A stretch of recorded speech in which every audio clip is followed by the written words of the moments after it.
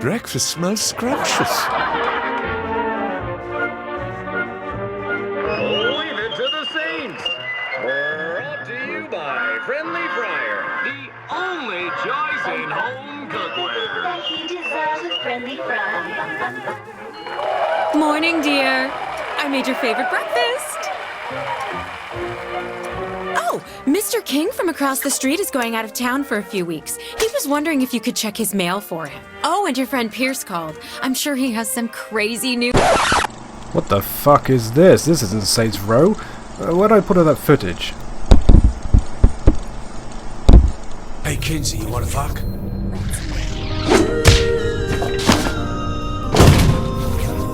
Deep Silver take the reins this time, and what was originally intended to be an expansion pack for the third has become something much bigger, and it's better for it. Saints Row the Third was so inherently mad that it suffered a problem. How do we best this in the sequel? Volition's solution could have been catastrophic. They could have made something too over the top without making the necessary narrative changes. Superhuman gangsters fighting a gang war in the vein of the Saints games of yonder no. They sort of nailed it. Saints Row 4 is both more of the same and something completely different.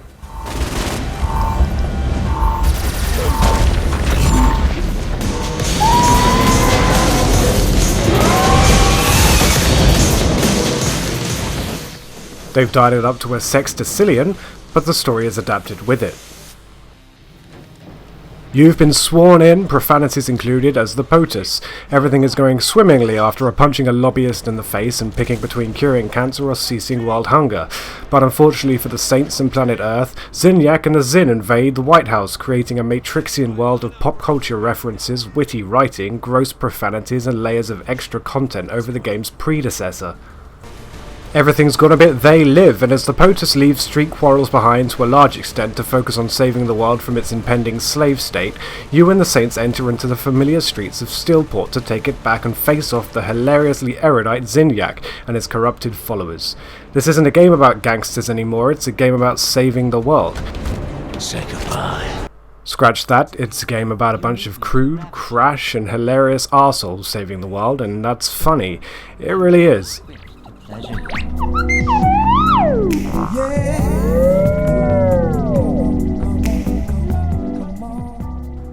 The dynamic of gameplay remains largely the same. You customize your character, undertake main quests, side missions and other stunt or point-based missions littered around the map.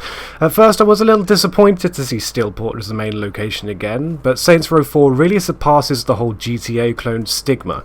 This isn't really a game about driving around the streets, talking to local people. Although the location is the same, everything is scaled up in grandeur. It's not a city, it's a virtual playground, sort of in the style of Crackdown, but with an improved sense of humour over the last game, allowing for a greater sense of self.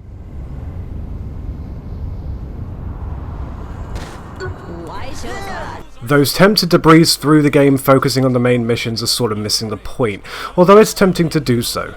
I learned quite quickly that to make the best of Saints Row 4 you need to at least take a little time to follow the side missions. Volition have done us a favour by separating the side missions and the main missions, but in reality they could have just well bunged them in all together in a linear fashion. The side missions are no less hilarious than the main quests, and they all feature an eclectic cast with their own references and high points. That's right, folks. The Maven of Mascot Mayhem has teamed up with the Conqueror of Countless Galaxies to create an all-new Genki experience. As folks at home know, by exploiting weaknesses in Zinyak's meticulously crafted simulation, our contestant has gained the power of telekinesis. But they will have to master the power of the mind. One of the strongest features of Saints Row's newfound soul are the brilliantly executed pop culture references. Stay out of the light. Shit, we're not vampires in this world, are we? Okay, now things are a little different. Quickly! Right, let's go.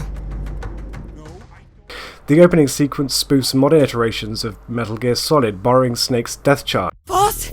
Boss! Boss! Let's get behind this guy. Fuck this, 2 weeks for retirement! I suppose that's an option. Famous movie quote! Not again! curse my soul intentions, man!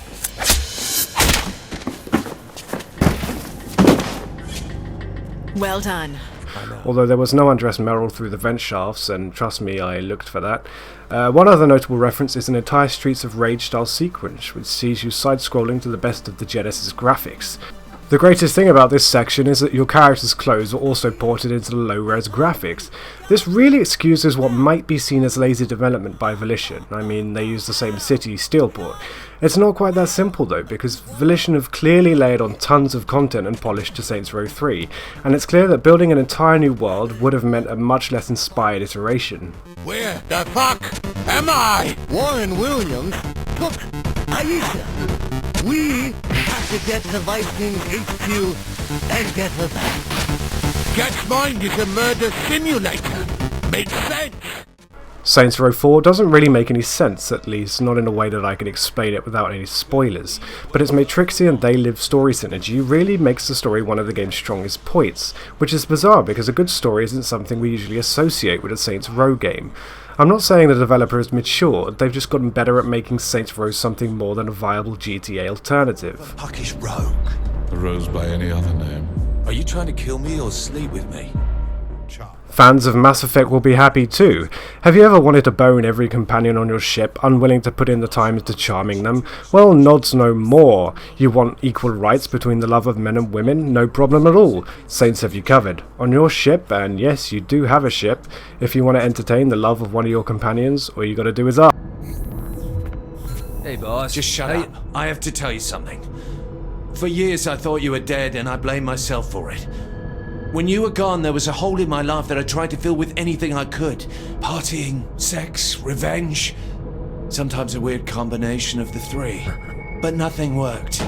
Nothing ever made me feel alive like you did. And I always thought it was just because I was depressed, but seeing you now has made me realize how much I need you. You can harness telekinesis, stomp the ground, shoot fireballs, perform a super run, super jump, and glide your way around the map. The powers are sort of a double-edged sword, because Saints Row 4 retains many of the mechanics of its predecessor. You can still buy and upgrade weapons, you can still customize cars and drive around the map, but what's the point when you can speedrun your way around, or fly and pick up powerful enemy weapons, or use yourself as a weapon?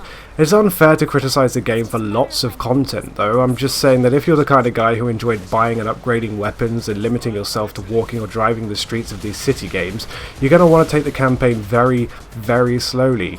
Things get pretty nuts pretty quickly.